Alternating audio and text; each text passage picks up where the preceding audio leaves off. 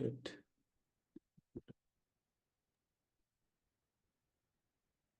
Okay, the host has muted everyone. The panelists can unmute themselves.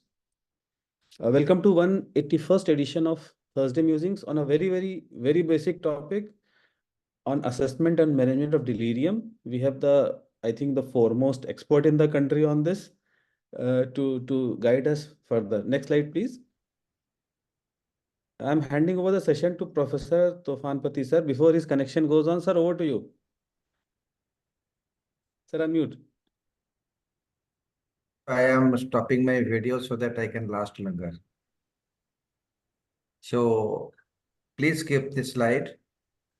We have got two vibrant chairperson, Dr. Amrit and Dr. Alim. Both are office bearers of IPS. And Next slide. I am skipping these two slides. Dr. Avani Tiwari, chairperson today, senior consultant psychiatrist at Metro Hospital, Noida. Faculty for Neurosciences and Psychiatry at Jamia Millia Islamia University, Delhi. 17 years of experience in the field of psychiatry. Her areas of interest: anxiety disorders, treatment of bipolar disorder, treatment of women's sexual health, obsessive compulsive disorder, treatment of depression, treatment insomnia, schizophrenia treatment, all the clinical spectrum of psychiatry. Welcome, Dr. Abhinay. Thanks for your interest. Next slide, please. Dr. Bhaskar Mukherjee, well known, a regular visitor on this platform. I am a student of psychiatry, his opinion. I am a student of psychiatry, the medical discipline dealing with full working and dysfunction of brain. Molecular biology is where I feel most comfortable, and for me, psychiatry is a molecular psychiatry. I love to understand and evaluate the pathophysiological basis of psychiatric symptoms, both microscopically and microscopically, going from connectomics to genomics. My interest areas are treatment resistance in psychiatry and transdiagnostic understanding of psychiatry.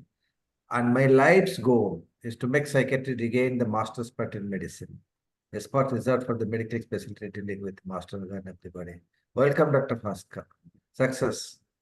Success to you in your endeavor. Next one, please. Dr. Sandeep Grover, the speaker, will be introduced by one of the chairpersons, Dr. Bishal Sabra by the other chairperson. Someone will introduce the topic. Now over to the chairpersons, Dr. Avani and Dr. Bhaskar. Please take over. Someone to introduce Dr. Sandeep. Dr. Sandeep Grover. I've known him since many years, but never had the chance of this honor. He's a professor in Department of Psychiatry, PGIMIR, Chandigarh. Many 786 publications and 69 book chapters. He has edited 4 books and tens of thousands of citations. He's the editor of Journal of Geriatric Mental Health, Journal of Mental Health and Human Behavior, India Point of Care, and Journal of SARC Psychiatric Foundation. He's also an associate editor of Indian Journal of Psychiatry, Indian Journal of Psychological Medicine, Journal of Psychosexual Health, Indian Journal of Private Psychiatry, and he has received many awards from a lot of alphabetic organizations. I'm not going to read those. He has been awarded thrice by Indian Council of Medical Research, ICMR. His areas of interest are consultation layers in psychiatry, geriatric psychiatry, severe mental disorders, and psychopharmacology. Dr. Sandeep Grover, sir, I welcome you on this panel. Thank you. Thank you. Thank you. Should I go ahead? Bhaskar, any opening comments from you?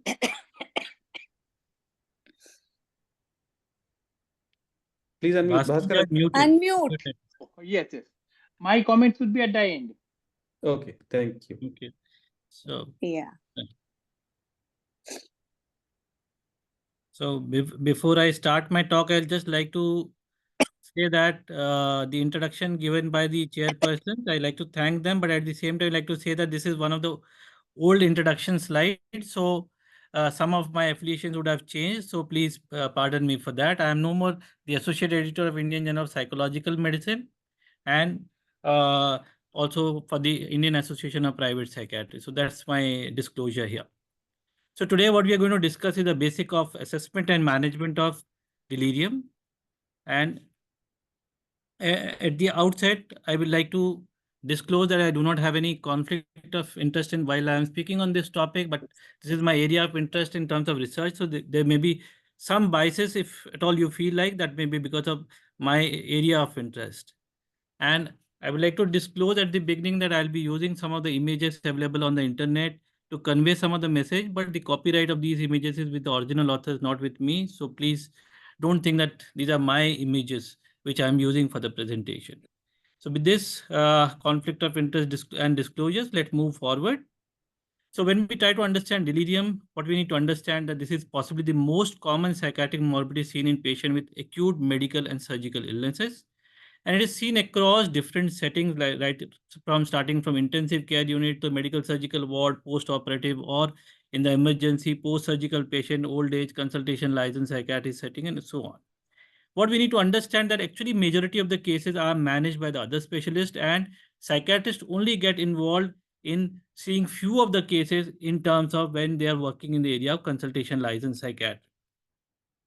What we need to understand when we try to understand delirium compared to other various psychiatric disorders, delirium is the only psychiatric condition which is of purely organic etiology. For others, everybody can have their own opinions, but this disorder do not have any so-called quote-unquote functional cause. And it is seen across different settings. It is often under-recognized and under-treated.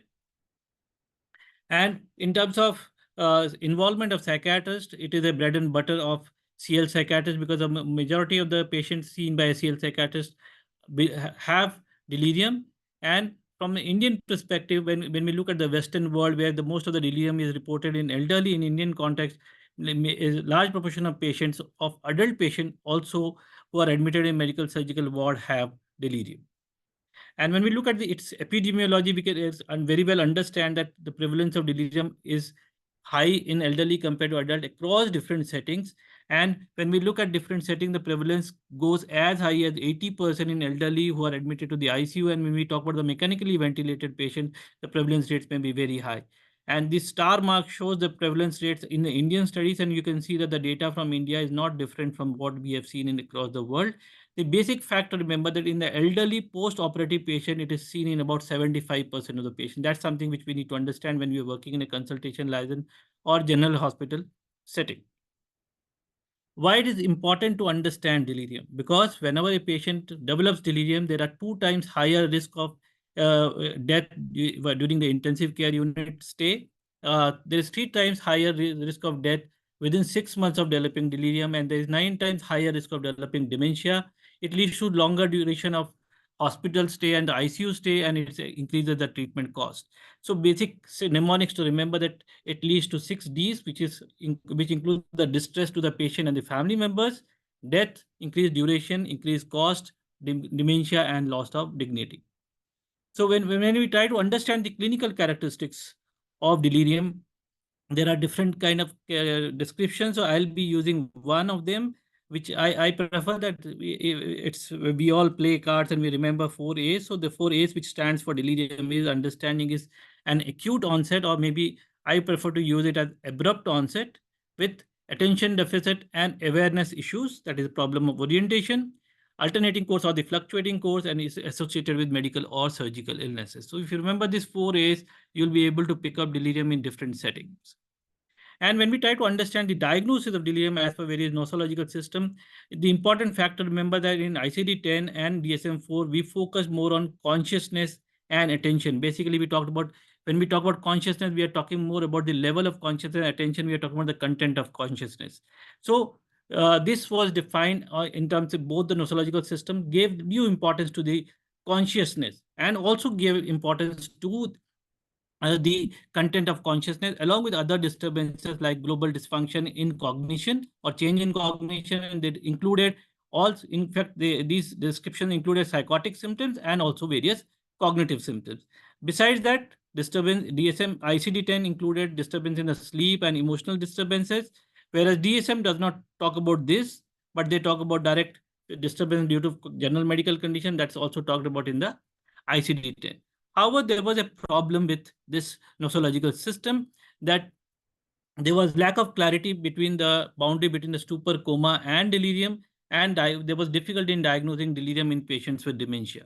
So what has been done in DSM-5 and ICD-11? We have now shifted our focus. Primarily now delirium is understood as a disturbance of attention and awareness. So when we look at both DSM-5 and ICD-11, they give due importance to only attention and awareness as the first criteria, rather than now they're talking about the level of consciousness.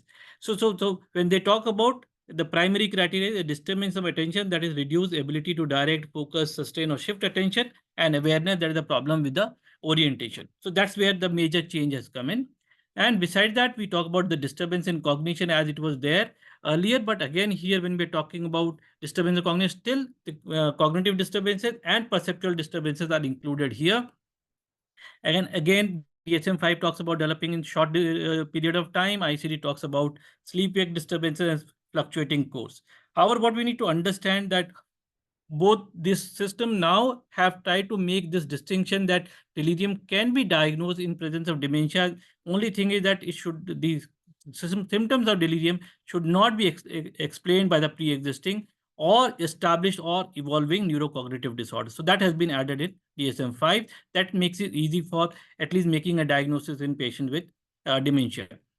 And besides that, there is diagnosis of, in terms of diagnosing delirium tremens, person needs to have the so-called autonomic disturbances, 2 out of the given 8 disturbances, besides fulfilling the criteria of delirium to be classified as delirium. But the basic thing needs to be remembered that this should occur in the background of either cessation or reduction in the heavy and prolonged use of alcohol, because this is something which we clinicians need to understand and discuss, is reduction or cessation. Many times people only focus about cessation rather than focusing on reduction, because sometimes that history is missed out and people diagnose patient with DT or alcohol withdrawal delirium as metabolic disturbance related delirium, and due to that these patients are often treated with antipsychotics or other agents rather than benzodiazepines. We need to understand what are the factors associated with delirium. This can be understood as predisposing factor, precipitating factor, or different, what are the different kind of hypotheses to understand the biology of delirium, and what are the different biomarkers which we are trying to understand at this moment. In terms of predisposing factors, we have been able to now understand these as some modifiable factors and some non-modifiable factors. The identifying of this modifiable and non-modifiable factors become very, very important in terms of that if we want to prevent delirium, because that's a preventable condition, we need to take care that all the modifiable factors are taken care of in patients who have unmodifiable factors, so that the risk of developing delirium is prevented. And these is a long list. Anything can be included here. So when to summarize it, if you remember the mnemonic as suspect CAM, that is sensory impairment, use of over-the-counter medication or any kind of medication, severity of illness, poor functional ability, being having elderly, cognitive decline or dementia, receiving treatment that is on medication, presence of comorbid illnesses, alcohol abuse, and male gender. These are considered to be the predisposing factor for development of delirium. In terms of precipitating factor, the most commonly used mnemonic is I watch death, that is presence of infection, substance withdrawal, acute metabolic disturbances, or trauma, or CNS pathology or hypoxia. In terms of other includes the nutritional deficiencies, endocrinopathies, acute vascular or toxin drug related or heavy metal related delirium, which can be precipitated by these factors. There are many other mnemonics to be used to understand the precipitating factor. One of them is dementia or pinch me. You can whatever you want to remember, but the basic fact is we need to remember the factor which can precipitate delirium. Among all this, I consider these are the most important reversible cause is that use of more than 3 medication, malnutrition, iatrogenic events in the form of any kind of intervention, presence of a bladder catheter, physical restraint, and pain. These are the some things which always should be looked at whenever we are trying to prevent or treat delirium. And other important factor to remember, because delirium is associated with high risk of mortality, that's why we need to be very much cautious in picking up or at least ruling out the life-threatening causes of delirium, which can include wernicke's encephalopathy, substance withdrawal, hypertensive crisis, hypoperfusion or hypoxia, and hypoglycemia and hypothermia or hyperthermia, and similarly any kind of brain pathology, metabolic disturbances, poisoning, and status epilepticus. And in terms of predisposing and precipitating factor, one important fact to remember, which will often becomes a matter of concern and discussion among clinicians in terms of psychiatrists versus physicians, that many times physician will take that patient is having psychiatric manifestation, you take him to your ward.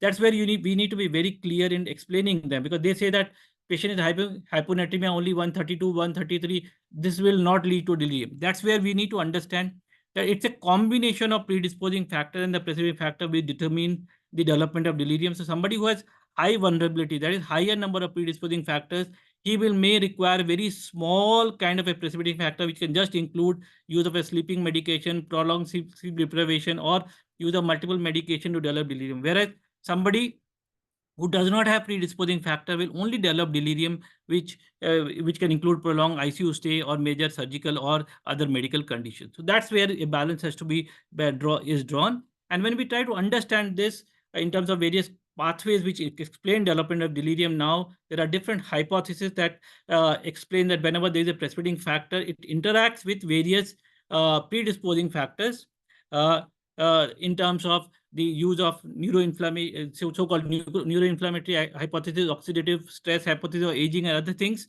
They interact with each other to develop delirium, and that is where we need to understand the final common pathway possibly goes through the neurotransmitter dysfunction, and there is network disconnectivity between the different areas of the brain that basically leads to acute brain failure. And if we try to understand this, as a person becomes elderly, he develops more and more predisposing factors, which can include immunological disturbances, microvascular changes. There's reduction in the so-called ability to deal with oxidative stress, and neuroendocrine dysfunction and neuroanatomical dysfunction occurs. So whenever there is a precipitating factor is seen, all these factors combine together to decide about the outcome of development of delirium. And when we go into the depth about various involvement of various neurotransmitters, you will see that as it happens in various psychiatric disorders, for different kind of hypotheses which we talk about, different neurotransmitters are being discussed about. But basically, some amount of consensus is that delirium is actually increase in the dopamine level and reduction in the acetylcholine levels. So that's some level of, let's say, the consensus is there. So that's where in terms of neurotransmitter, we need to understand that. And in terms of biomarkers, again, various factors have been evaluated as biomarkers for delirium, and some of these are in the serum, and some of them are in the CSF. And one of these biomarkers is the S100 beta, which is associated with longer duration of delirium, higher severity and longer duration of hospital stay, and higher mortality rates. So this is where we need to be understanding the association with various biomarkers, but this is normally not done. But if it has been done in various patients because of any particular physical conditions, you can always review them and decide. Similarly, in the emergency department, interleukin-6, interleukin-8, and plasminogen activating inhibitors has been shown to be associated with prolonged delirium in patients without baseline dementia. So that's where we understand in terms of biomarkers. But when it comes to the assessment, as we all psychiatrists commonly encounter this condition, and the physician or the surgeon will refer a patient to us, that patient is uncooperative, or he's pulling out tubes, or speaking irrelevantly, is agitated or lethargic, not responding, not sleeping at night, misrecognizing or disoriented, forgetful or hallucinated. These are the common things which we need to receive referrals from, and that is where we need to ascertain that patient has delirium and then diagnose. So this is where we need to understand there could be different other factors which needs to come into picture. So in terms of assessment, what is important, that taking a good history, doing a good examination, and doing the relevant investigations. In terms of history, what is important to understand that we need to focus on the onset and the course of symptoms. The onset will be sudden or abrupt. There is a fluctuating course with evening worsening of symptoms. That's where the patient may be, when you go and see the patient in the afternoon or in the morning, patient may appear fine, but in the evening there is worsening of symptoms. And this is where what we need to understand when we are trying to ascertain delirium in patients with dementia. You have to understand that for them, the baseline will be different than compared to what you'd see in a normal person. So that baseline has to be established, and above that, you need to evaluate this so-called onset in the course of symptoms. And then we need to look at various precipitating factors and the predisposing factors, which I've already listed, which can include medical surgical history, premorbid cognitive status, past psychiatric history, medications, substance use, hydration, nutrition, and any evidence of sepsis. In terms of diagnosing, again, I've said that we need to follow the current nosology, that is DSM-5 and ICD-11. And now we have a lot of screening and diagnostic instruments which are available, which can be used to diagnose or screen people for delirium. These instruments can be best used in terms of that people, those who are not psychiatrists. Psychiatrists will prefer to use DSM and ICD-11 criteria. But if you want your colleagues to learn how to screen people for delirium, you can ask them to learn how to use CAM or CAM ICU, these are the two common things, and DRS is most commonly used to rate the severity of delirium. The CAM basically includes four things, that is the acute onset and fluctuating course, feature 1, inattention, and one of these out of 3 and 4, that is either disorganized thinking or presence of altered level of consciousness. But remember that this CAM has been so-called labeled in terms of the DSM-3R and DSM-4 criteria. So the CAM has not been updated for the DSM-5 criteria, but it still works. And in terms of ICU patients, we need to understand that we again have to look at the CAM ICU, which basically again includes acute mental state change.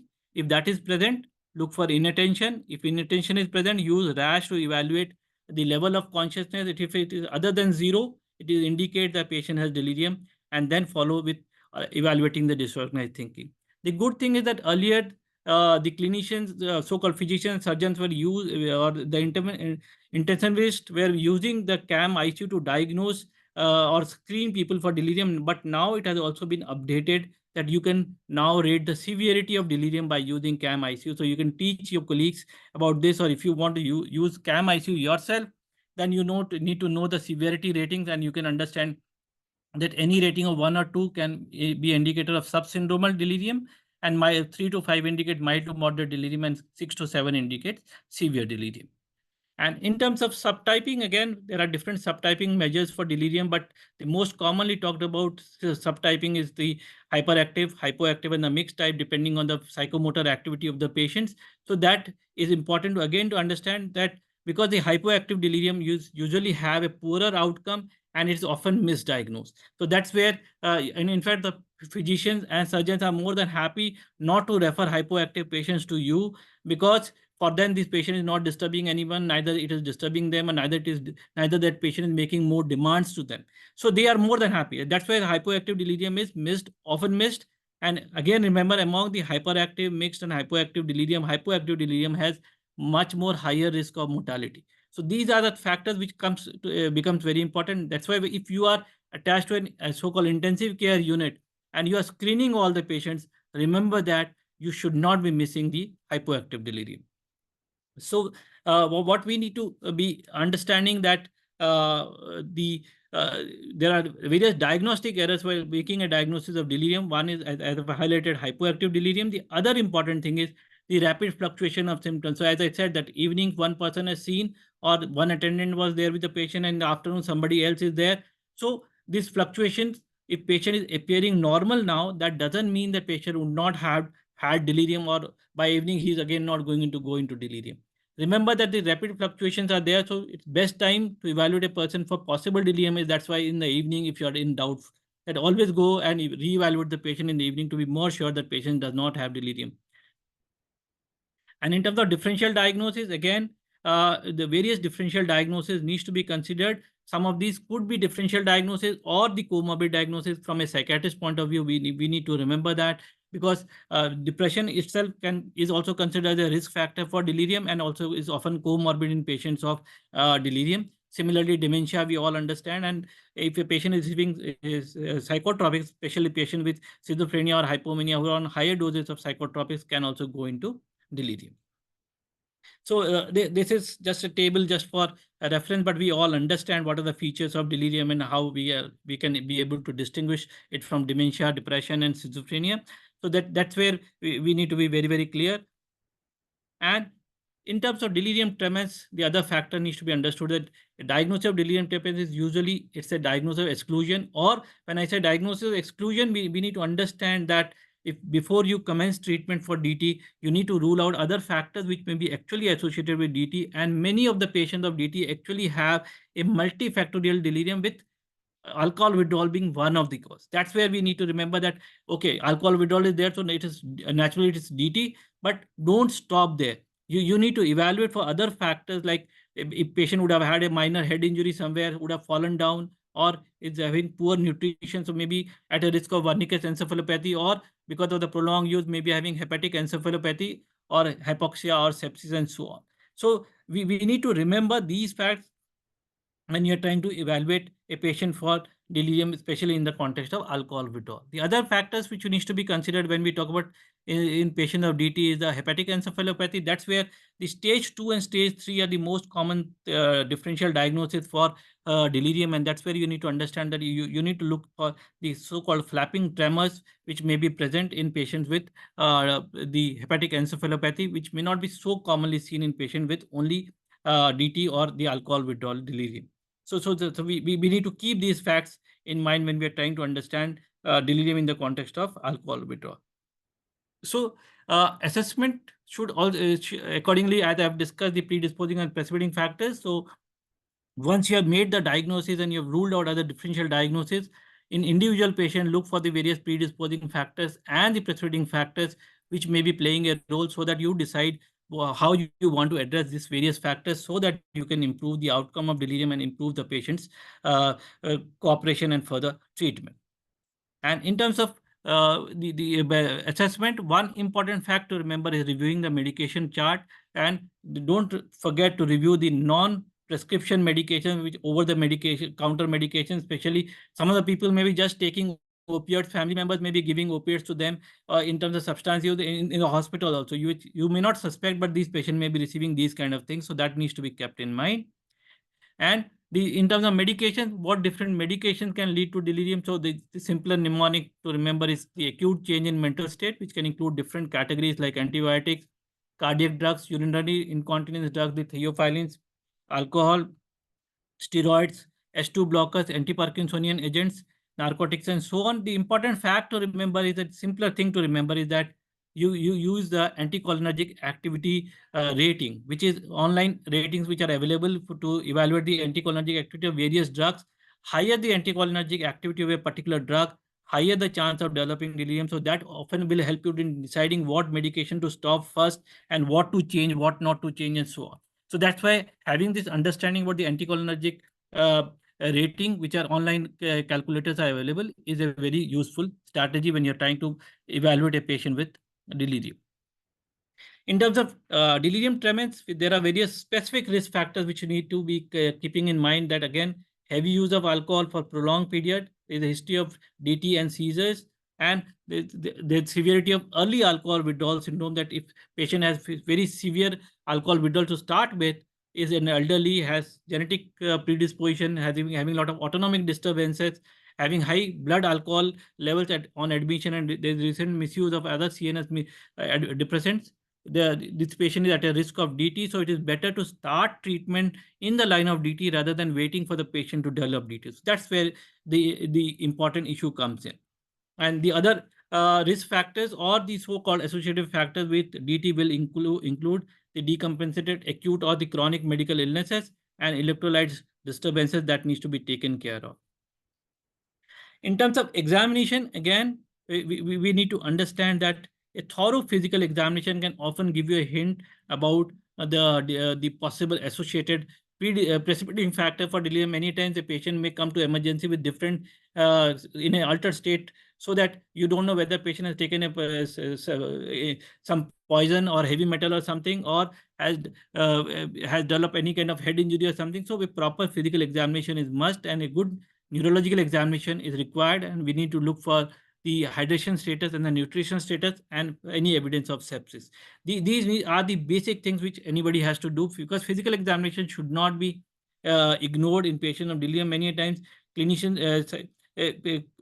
physicians often blame the psychiatrist that you have not examined the patient and you are trying to start treatment, because that's something which we need to learn, that always physical examination is a must. And many times when you do a thorough physical examination and tell the physical examination finding to the physicians, they admit that they have actually committed a mistake. So that's where a difference comes in, and we need to keep that in mind when you're doing a good examination of a patient with presenting with delirium. Then we need to rate the severity of delirium, because this can help you in determining which medications and for how long you want to give the medication.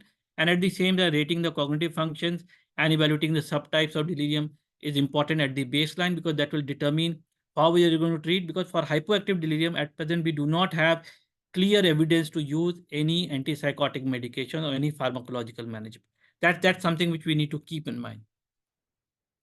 And in terms of delirium tremens, again, the assessment should include, I've already highlighted the various factors in the cardiac related factors, the GI related factors, electrolyte imbalance, head injury. But the important thing to look for is the constipation, because this is something which we have to learn, that diagnosing DT is at one level. It is not just alcohol withdrawal delirium, or it's not just, the delirium is not just due to DT, because once the patient goes into DT, they develop a lot of secondary metabolic disturbances. In terms of investigation, again, the routine investigations are a must. But if you want to manage patients, always make sure that you have a baseline electrolyte level, RFT, LFT, hemogram, and ABG is there, ECG is there, because if you want to use antipsychotic, QTC has to be understood in that context, because these patients could be at a risk of various cardiac ailments. And other investigations, something like serum ammonia levels, magnesium in patients, alcohol withdrawal can be considered. And neuroimaging, EEG, and other things will depend on what are the other physical examination findings. And in patients with DT, you can extend your investigation depending on what you're looking for. You can include pancreatic enzymes and the echocardiography and CSF if the patient is having fever. And MRI brain may be considered when you're suspecting a patient with Wernicke encephalopathy, to look for various telltale signs which may indicate that patient may be having Wernicke encephalopathy, which may include the bilateral symmetrical hyperintensity seen in the thalamus, mammillary bodies, tectal plate, and the periaqueductal areas. And in terms of management of delirium, I think this is the most important fact, that when we try to make a diagnosis of delirium, usually as a trainees, we have a habit of just writing our note and coming back, but that doesn't help actually. Having a good communication with your colleague about the possibility of delirium and explaining them this is the patient's mental state is altered because of the physical health condition is very, very important. And taking their perspective, telling them what you want to prescribe, why you don't want to prescribe anything, and what is to be done, what is not to be done, how monitoring is to be done. Then it's also important to talk to other treating team members, especially the nursing staff, because they will play a crucial role. That the basic new information to be passed on to the nursing staff is that don't wake up the patient if the patient is sleeping at the night time, to just, let's say, take the temperature, or let's do some IV fluid, try to give some IV fluids and so on, because those disruptions have to be prevented. And discuss about changing the other ongoing medication, so that reversible etiological agents have been removed. And also like to try to communicate with the family members, explain them that patient is having delirium and what is their role in the management, how they can help the patient in management. And here comes one important factor, that as psychiatrists, we often go to the bedside and ask the patient about, we try to do an MSc or MMSc, or we try to apply DRS in the bedside. So when we are doing that, we often ask patient different questions: where are you, what is this place, and so on. Family members also learn the same thing, and they try to do the same with the patient. Here it becomes important to explain the family member that they should not be asking the patients, rather they should be telling the patient. So that is the important thing. Rather than telling, where are you, they should tell, you are in the hospital. Where are you is a question which I as a psychiatrist may come and evaluate the patient. But when you are dealing with your patient, tell your patient that you are in the hospital, I am your uncle, I am your brother, I am your father, rather than asking who am I. Because this is something which has to be inculcated in the family members, so that they learn their role in the whole management, so that they can reorient the patient. And at the same time, whenever you have a problem with your physician colleagues about when they are insisting that take your patient to psychiatry ward, patient is having psychiatric symptom, patient is hallucinating, you need to be very clear in telling them that delirium is an acute brain failure. As we talk about acute liver failure, acute cardiac failure, acute renal failure, delirium is an acute brain failure, and dementia is equivalent to the chronic renal, cardiac, or the hepatic failure. And that is where you need to explain them that why this acute brain failure is occurring. And you tell them that if a patient is developing delirium in the background of any organ failure, actually patient is in a multi-organ failure. And it is because of the primary organ failure that the brain failure is occurring. And that's why once you take care of your primary organ failure, the brain failure is going to improve. That's the kind of communication is very, very important when you're trying to deal with your physician colleagues, because that is something often missed out. And that kind of communication is not there. That's why when you are not able to convince your physician colleagues, either they stop referring the patients to you, or they try to manage on their own, and that's where the problem comes in.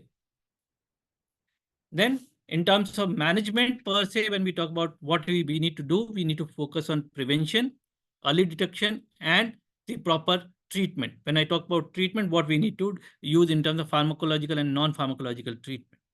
And in terms of that's where we can divide the management into management of underlying cause, the non-pharmacological measures, and use of the pharmacological measures. When we try to talk about the management of the cause, we need to remove the offending agent associated with development of delirium. And as I said, that you can use anticholinergic burden classification to understand the anticholinergic properties of various drugs and make a change there. And try to remove all unnecessary medication, treat the underlying infection with appropriate antibiotics. Or if the patient, you are suspecting a patient is having some poisoning or intoxication, antidote needs to be used. And if the delirium is related to alcohol withdrawal, please always consider use of benzodiazepines and thiamine. So the basic, if you want to remember the mnemonic, doctor, think about delirium. That's where you will understand that what all you need to do immediately once you go to the bedside of a patient of delirium. This basically includes some of the issues related to the cause of delirium and some of the non-pharmacological measures. So, or addressing some of the predisposing factors and some of the precipitating factors. So once you start taking care of them, a lot of things will start improving. Then we need to ensure the safety of the patient, because many a times patient will be very agitated. Monitoring their vitals and regularly evaluating the patient so that pressure sores are not developed. Try to reduce the immobility so that we encourage the patient to become mobile as early as possible, and the bladder bowel habits needs to be taken care of. And because that's where many times the delirium starts worsening. And when when you're trying to talk about any medications, or you want to use any medication, please remember to look into the drug-drug interaction and the drug-disease interaction. So the basic facts again to be highlighted to the physician. Again, they often try to keep the patients restrained, and family is also very happy the patient has a catheter so that the patient is not troubling them. I think these so-called people getting troubled by the patient, you need to understand that if the catheter is there for long or the patient is restrained for long, this will actually worsen delirium. So wherever possible, restraint should be avoided, catheter should be avoided or should be removed as soon as possible. We need to maintain the competence of the patient, where if patient is using glasses or hearing aid, they need to be provided to the patient. And if patient is not understanding your language, use an interpreter. And also encourage self-care and participation in the treatment. That always try to engage the patient in communication and explain the patient what is happening, and ask the patient to explain or describe about pain so that that is taken care of. And in terms of when you're trying to communicate, very, very important that you communicate clearly and concisely. When I say this, that whatever, for example, when we try to use the so-called serial subtraction, sorry, not the serial subtraction, but the digit forward and digit backward in a normal patient, we speak at the rate of 1 per second. But for patient with delirium, the ideal recommendation is 1 digit or 1 number in 3 seconds. So remember that that's where your speed of talking to a patient who is delirious should go down at that slower rate. That you whatever line if you're saying, आपका नाम क्या है, it should become louder and slow, that आपका नाम क्या है.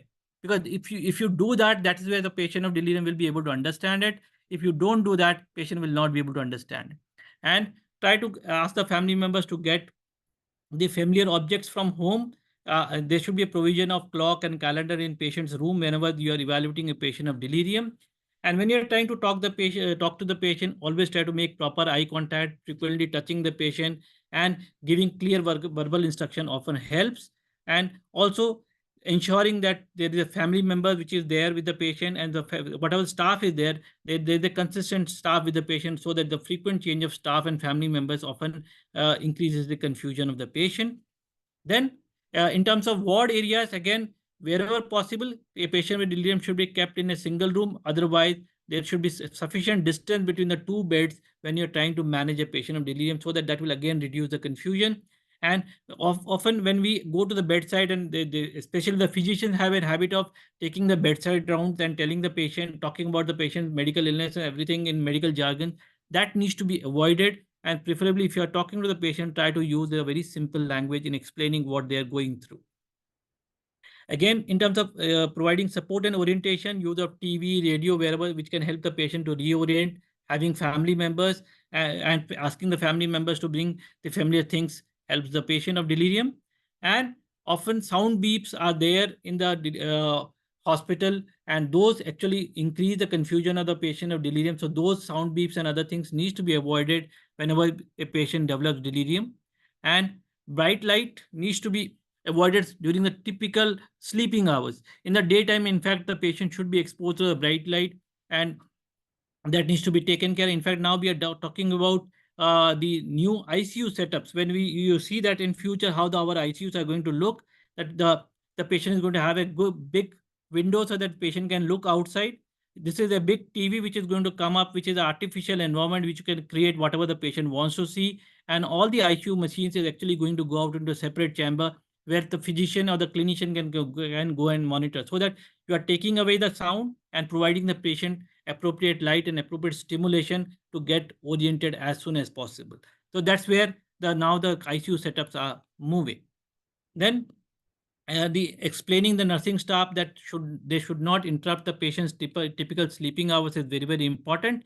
And the basic things we need to understand, that we need to increase the total sleep time, decrease arousals, and improve the stage 3 sleep and the REM sleep. And whatever possible, the sleep should be in such a way that it is as per the circadian rhythm. So that's where we need to keep that in mind.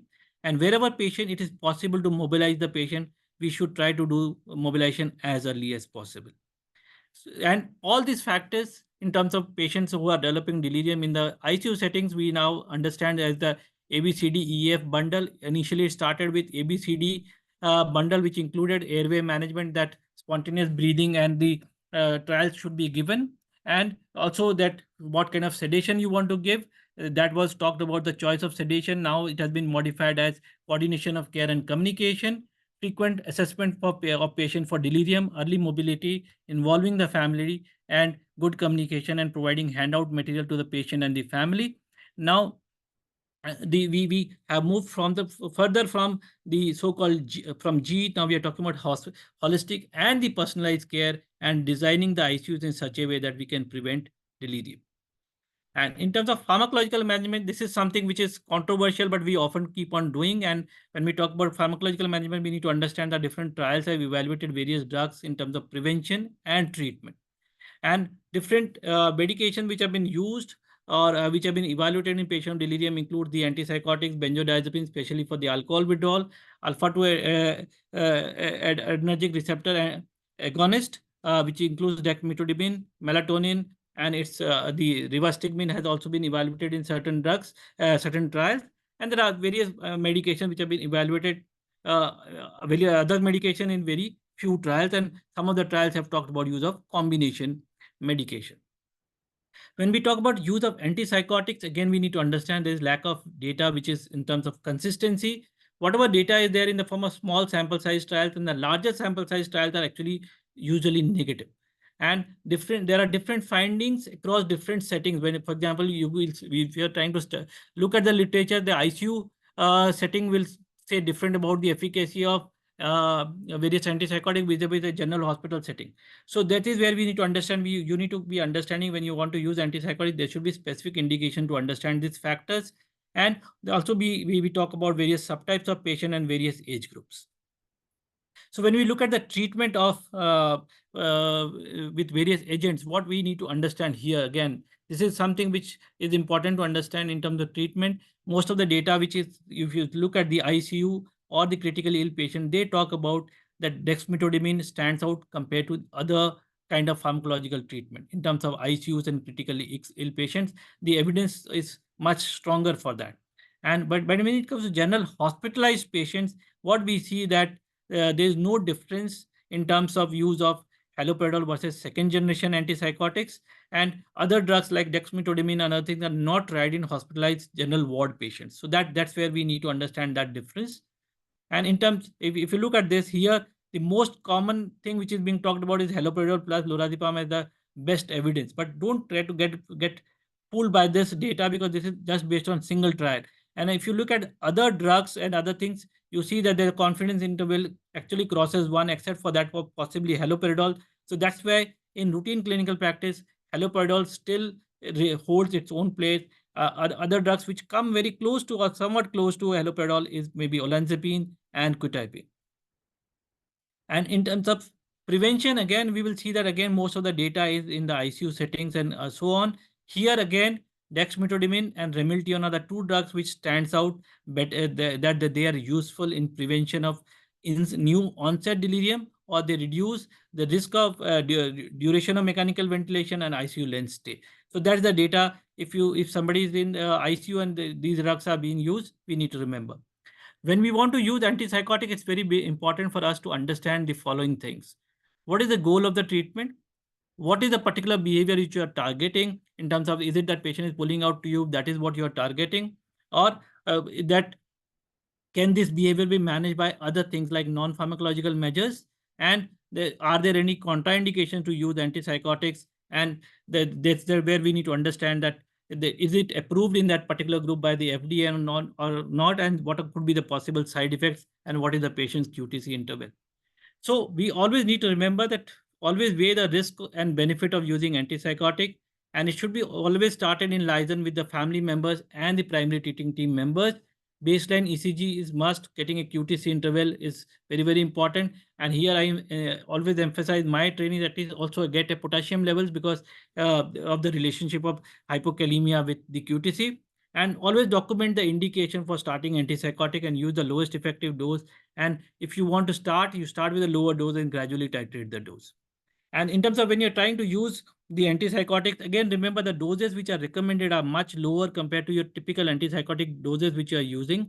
And what we need to understand, that you need to understand depending on what route you are going to use. If patient is not able to take orally, you have certain limitations.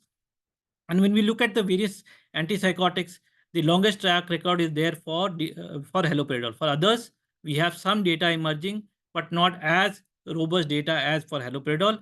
And lorazepam, among the various benzodiazepines, stands as the second line drug, and it becomes first line drug in patients experiencing alcohol withdrawal delirium.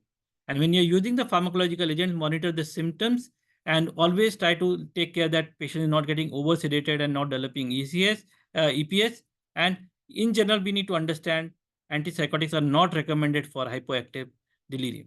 In terms of delirium tremens, again, we need to understand there are certain factors which needs to be understood is rapid control of agitation, preventing the risk of developing of seizures, injury, death, and further complication, and we need to prevent and treat the Wernicke's encephalopathy. So what certain basic facts needs to be remembered, that thiamine should always be given before the glucose. That's one important thing. And we need to again understand that routine administration of magnesium sulfate is not required. But if patient is having Wernicke's encephalopathy, patient should always be evaluated for magnesium, because hypomagnesium in the absence reduce low levels of magnesium, thiamine usually doesn't work as good as it works in the presence of normal magnesium levels.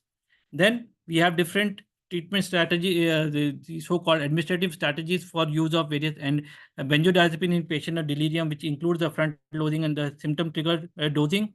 And preferred route is intravenous. But here I would like to emphasize that if you are using lorazepam, one fact needs to be remembered, that lorazepam actually good for maintaining good bioavailability of lorazepam, a so-called cold chain is required for maintaining that. And whatever lorazepam we are getting, it has a poor viability, especially in our country. So be very careful. If patient is able to take oral, there is no harm in giving oral lorazepam, because sometimes what the clinical experience, at least I can share that oral lorazepam often works better, and we have seen patients receiving 40 milligram, 50 milligram of lorazepam over a couple of hours not responding, but as soon as you shift them to oral, the dosage requirement goes down significantly.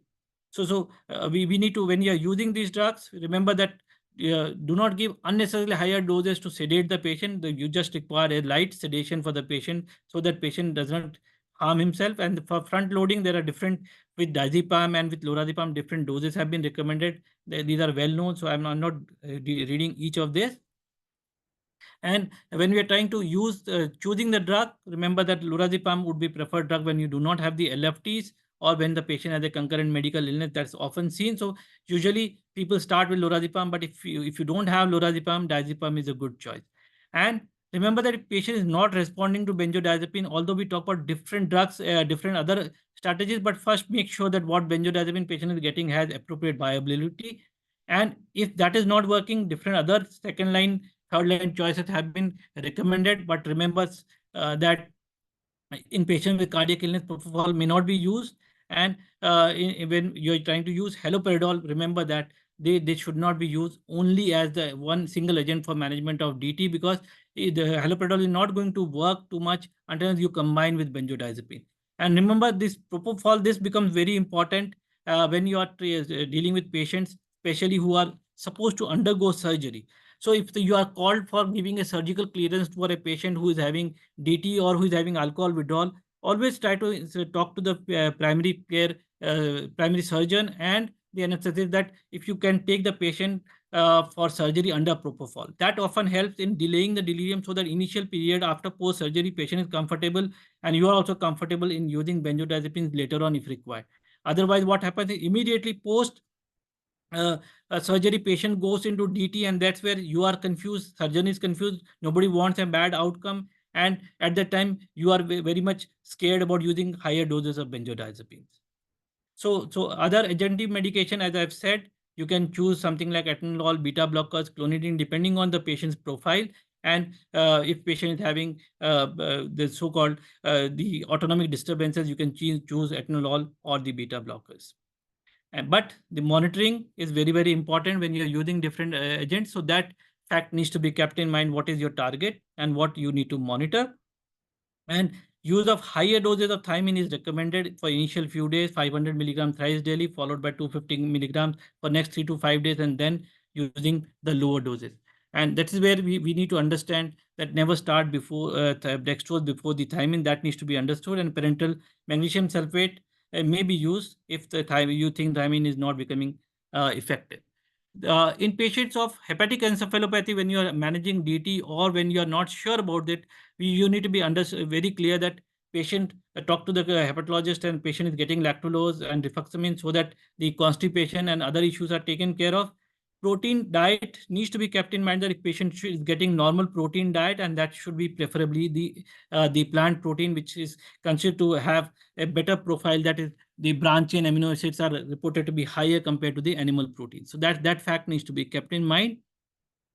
In terms of prevention, that's why it's very important that sensory enhancement, cognitive stimulation, fluid nutrition, the basic things, mobilizing the patient, ensuring sleep in the hospital, reviewing the medication at the time of surgery, before surgery, and at the time of admission, and taking care of the pain is very, very useful in preventing delirium in any patient. And remember that once you have taken care of delirium, patient is at a risk of developing dementia and poor quality of life. So post-delirium care is also important, that we take care of the patient's cognitive assessment, physical and cognitive disabilities. And because many patients will remember their delirium experience, they may develop a lot of distress and PTSD. So that needs to be evaluated and managed so that a patient's quality of life can be improved. So to summarize, delirium is an acute confusional state that is extremely common among hospitalized patients and is strongly associated with poor short-term and long-term outcome. And the risk of delirium is actually influenced by the presence of predisposing and the precipitating factors. And it is important to remember that if more predisposing factors are present, you require smaller amount of precipitating factor, and the reverse is true. So first fact to remember is make an accurate diagnosis. And once you have taken care of the diagnosis, look for the reversible causes and correct them. Behavioral disturbances should be managed with wherever possible with non-pharmacological measures before you start any psychotropics. Antipsychotics can be used in a subgroup of patients, especially those who are highly agitated. Proactive multifactorial intervention, that is the so-called multi-component ABCDF bundle and so on, can be used to reduce the incidence, severity, and duration of delirium. So if you remember this so-called factors which you can take care of, you can prevent and possibly treat delirium. Thank you. Thank you so much, sir. So, Thank you so much. Thank for you. a thank you, wonderful Dr. Grover, for the Amazing. exhaustive presentation and Thank you. presentation containing more management tips than medical facts. So with that, I would like to add something to this presentation before inviting for any comment. Delirium is a chronobiological disorder. Means chronobiology of brain is in severe distress. Before chronobiology gets impacted, there won't be any delirium. However, the severe inflammatory response syndrome is. So chronobiology, if chronobiology is the mainstay of delirium pathophysiology, then there should be something that should be addressed in directly this chronobiological disturbance. Ramelteon is one drug, but what are the other? Melatonin. Melatonin is rapidly gaining popularity all over the world with multiple trials going on all over the world in its use of delirium prevention as well as its use of various kind of treatment of delirium. The conventional dose that has been tried has been up to 3 mg from 3 mg to till 50 mg. Then comes various orexin receptor antagonists, be it suvorexant, be it lemborexant. They have good amount of data, specifically suvorexant being the first of its kind has quite a good data regarding its use in delirium prevention and management. So they should have been a part of the presentation. Otherwise, it is a very good presentation. Dr. Grover, it was an extremely comprehensive and exhaustive review. You included everything: definition, criteria, history, and investigations, management, pharmacological, non-pharmacological. I could have, no wonder you've written chapters on it. And a lot of mnemonics. So if we had to give viva on it, it went. We'll take questions. Dr. Ali, Dr. Vishal? Yeah, we can take questions on the chat box. Yes. Yeah. Will So- you read or should I? Will you able to take it, Dr. Avni? From the chat? Yeah, I sure will. Give me a minute. Yeah, So, please take. Sandeep boss, Yeah. many questions are there. Yeah. First of few questions are regarding medications. Yeah. Yes. Any About a lot of medication. First was somewhere around about hypoactive delirium treatment. Then there was about anti-dementia drug in delirium. I'm just clubbing the medicines. About melatonin, a couple of questions. Dora. And yeah. So basically, Dora, and high dose vitamin, vitamins and nootropics. nootropics. So melatonin is the one we had Okay. more than a couple of yeah. Yeah. Let me clarify about melatonin. Yes. See, in terms of evidence, when we talk about evidence base, we need to understand that the role of melatonin has been proven in patients in prevention of delirium. But in terms of treatment of delirium, we do not have randomized controlled trials sufficiently to prove its role. So for prevention, we have sufficient data. There is no doubt about it. But for management, the problem is there. We do not have RCTs. In terms of personal experience, we use a lot of melatonin in patients with delirium, especially those who are having some amount of sleep disturbances and are not very agitated. That's where we prefer to use. But in terms of patient, if a patient is agitated and is violent, I don't prefer to use melatonin, and I prefer to use antipsychotics. So that's about melatonin. So prevention, definitely yes. The treatment at present, the evidence base do not support it. Sir, what is the dose of melatonin you try? Yeah, depending on the age, we have been using in the dose range of 1.5 to 6 milligrams. That's usually sufficient enough to take care of delirium in our experience. So in rare cases, we go up to 9 milligrams, but very rare cases. So usual dose I would suggest is 1.5 to about 6 milligrams. 6 milligrams. About hypoactive delirium, sir. Hypoactive delirium, again, Antidepressants. No recommendations, no guidelines recommend use of antidepressant in hypoactive delirium. That's where many clinicians actually, when they're not sure about whether the patient is having delirium, depression, or actually catatonia, that's where the whole problem starts coming in, because there's a subtype of delirium where you see catatonia. So remember that that is where you have to first distinguish that patient is not having catatonia, and if patient is having catatonia, what has come in first. If the delirium has come in first, we need to manage in line of delirium. But if the catatonia has come first and then there's so-called altered mental state, then you may think of using lorazepam and challenging the patient with lorazepam. Otherwise, for hypoactive, no medications are recommended. Non-pharmacological measures should be the first line of management and should be the only management. Okay. There are a Regarding couple of questions about, I'm sorry, Dr. Alim, you're taking? regarding suppose we are not talking about DT. For other delirium, where to use melatonin, where to use DORA, where to use lorazepam for sleep purpose. Okay, that's where I said that if a patient is having, see, for melatonin, when we are trying to understand, if you are using, I'll put it this way: if patient is agitated and you are using antipsychotics, don't start with a combination of antipsychotic and melatonin. That's one. Number two, when you want to use melatonin, when your patient has so-called so-called mixed kind of features, or although patient is hyperactive but not very agitated, that's where the melatonin comes in. Or if the patient actually has prolonged QTC and you cannot use antipsychotic, that's where the role of melatonin comes in. Otherwise, we are not using melatonin as the first line. Please remember that.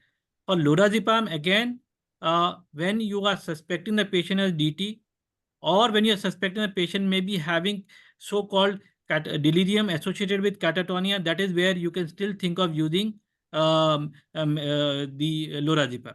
Otherwise, preferably benzodiazepine should not be the first line. Benzodiazepine are recommended only as the first line in patients with DT or when you're suspecting catatonic kind of a delirium. Okay. And what was the other question? 50. Regarding DORA and you can also add zolpidem. It has just come up in the chat. Again, in terms of what do you, can you spell out what do you mean by DORA? This is the dual orexin receptor agonist. No, basically their accents. Yeah, that's where again these data is emerging, not very robust data. So that's where usually no guidelines are recommending that at present. People are just trying, some of the trials are coming. At least I have reviewed almost all guidelines which are available across the globe. These drugs are not recommended as first line. Personal experience. Personal experience, I don't use this drug. Zolpidem I don't use at all for management of delirium.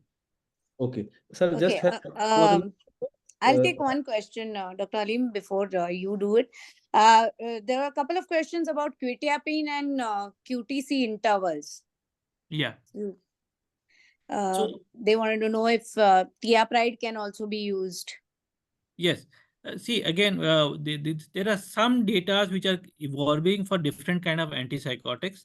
So for the recent data which has come about is for the aripiprazole. With QTC, again, QTC, the so-called sudden cardiac deaths have been reported with QTC, and QTC prolongation earlier was thought was not so common with quetiapine, but now the data is emerging in the medically ill patient that quetiapine also leads to prolonged QTC interval. So that's where nowadays QTC, earlier we were using quite frequently using quetiapine, but now it has gone out of the window in our practice also.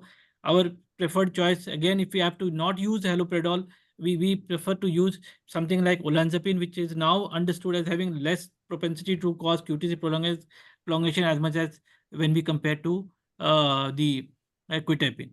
Some data is emerging for aripiprazole at this moment, so it's with time we will have better experience, and with the availability of 2 milligram of aripiprazole, that's one option which is emerging. Let's see how things go.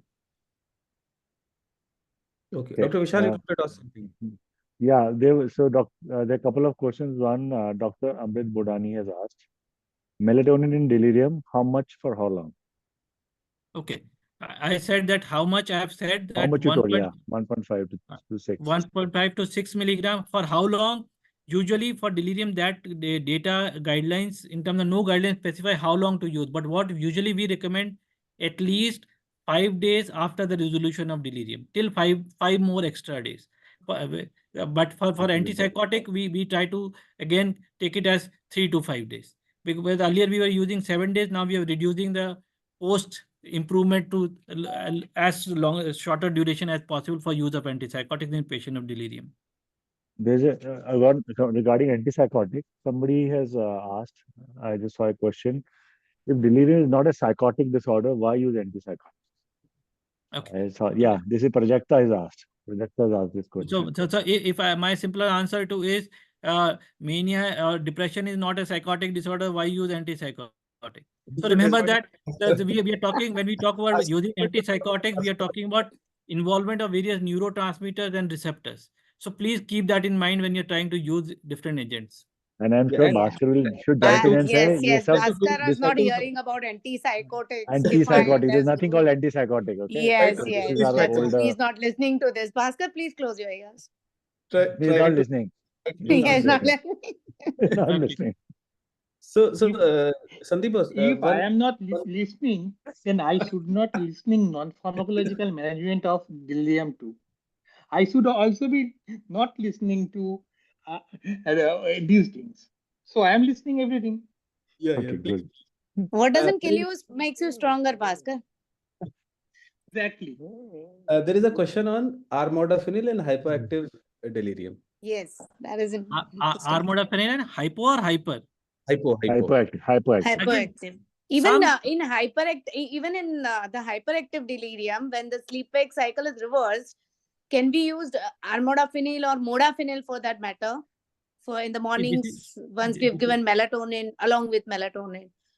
See, please don't try to use too many things in delirium. As simple as that. Evidence in the form of small case report, one case report here and there, and this having your own hypothesis, I usually don't recommend. My principle is very simple, that use something which has established evidence base. Don't try to fiddle too much in the patient. Who see what happens is patient is having a medical illness, is with other clinician. If something happens to the patient as a result of your medication as a side effect or something, and patient goes to the court and the physician or surgeon can put it to you. Please understand certain fact. Delirium patient is not your own patient.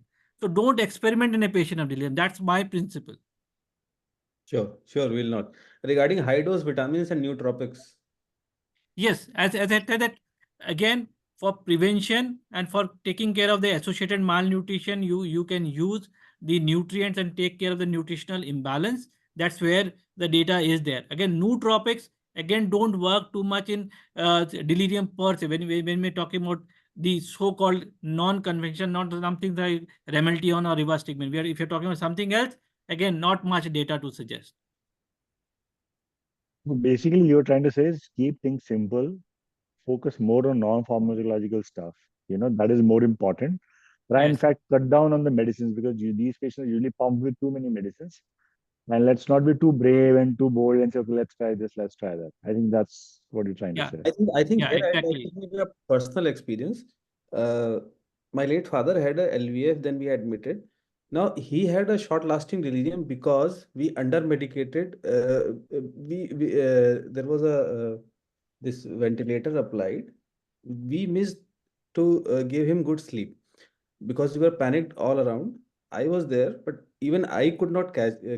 Later, I understood uh, he was not sleeping for 2 3 days because of all these ventilator and everything, and then he had delirium. So I think we should also not shy away from giving medications at a proper optimal dose. So excess of khichdi is bad, but Hmm. too much avoidance is also bad. Right. That is Balance, where middle. that is where I can tell you just Alim, that's why I said that when patient is in delirium, first focus on the non-pharmacological measure, that you prevent the things which may lead to delirium.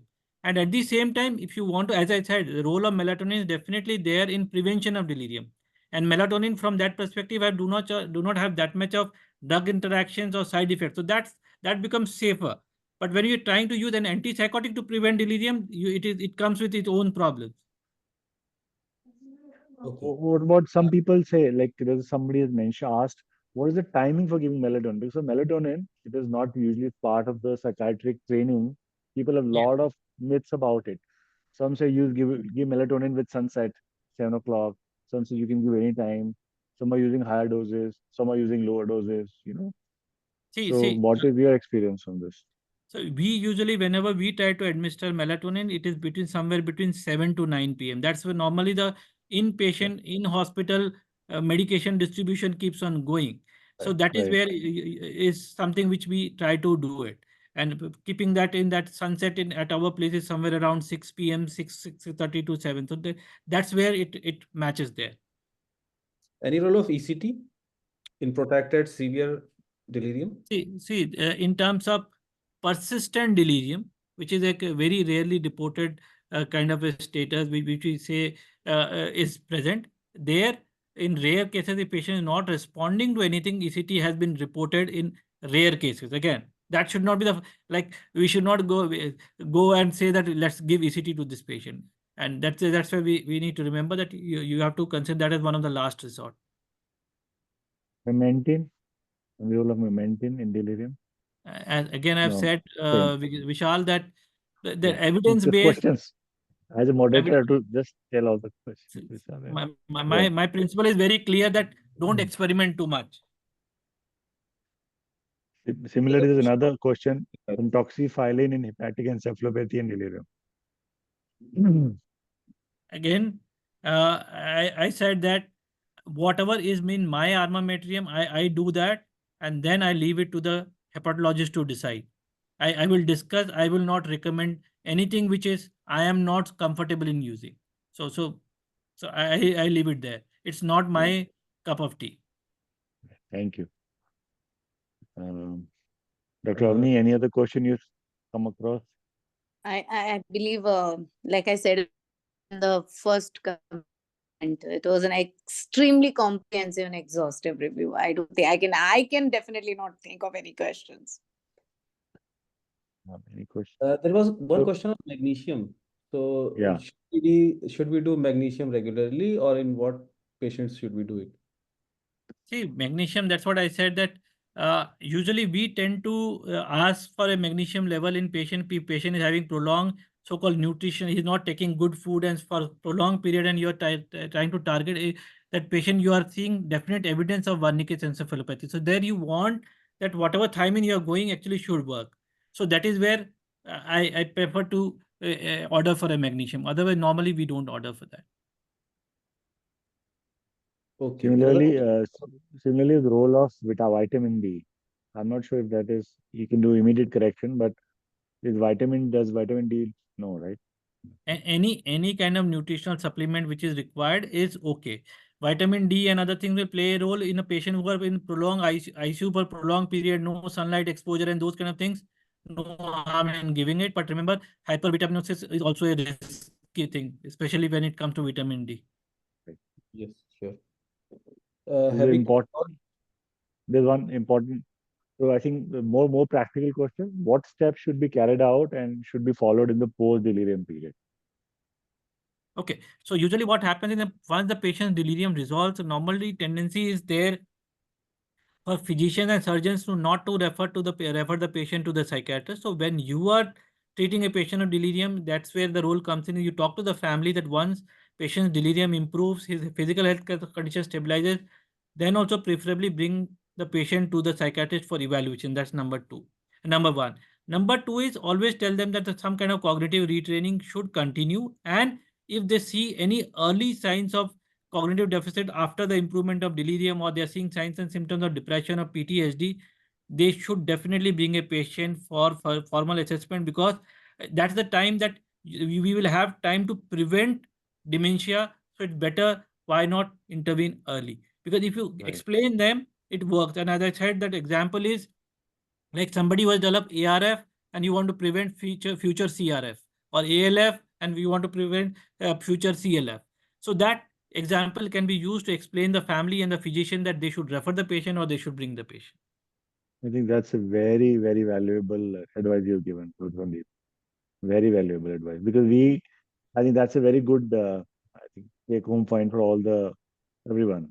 That we should try and get these patients coming to our OPDs also, and not just stop seeing them after the ICU. I think this is a very good point There was also a to question prevent on future. Yeah. head injury and SDH associated delirium. What to do and what not to do? Any specific recommendations? Head injury and SDH. Again, as I said, that the basic principles will remain the same. But when we are talking about SDH, again, when you see SDH in the context of alcohol withdrawal, or you're seeing in the context of medical illness. So the basic thing is patient should be monitored in the ICU so that you are able to monitor the patient's QTC and ABG. These are the two basic things you need to have. But when you're seeing in the context of alcohol withdrawal, it becomes very, very pertinent that ICU setup is required to manage alcohol withdrawal delirium in the context of SDH or anything. And you have to make sure that patient does not go into respiratory depression, especially if you're using benzodiazepines. So that fact has to be kept in mind, and you need to balance that. Okay, sir, if I may say, there is hypoactive delirium and there is delirium due to alcohol withdrawal and DT and the other regular delirium, you can say. So are these three major groups of delirium that we need to understand? Well, can they be clubbed like this? No, we try to distinguish the delirium due to medical illness versus delirium due to alcohol withdrawal. These are two major things because management changes, but evaluation is almost similar. Okay, and in patients of DT, certain specific investigations come into picture, certain specific issue come into picture.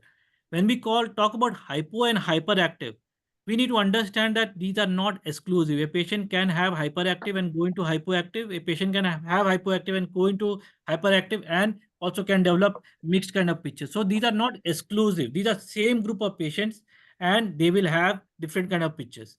In terms of DT, most of them will start as a hyperactive. So that needs to be the basic distinction.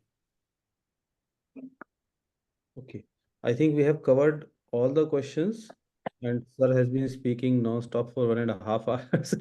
Yeah. We need to give him rest also.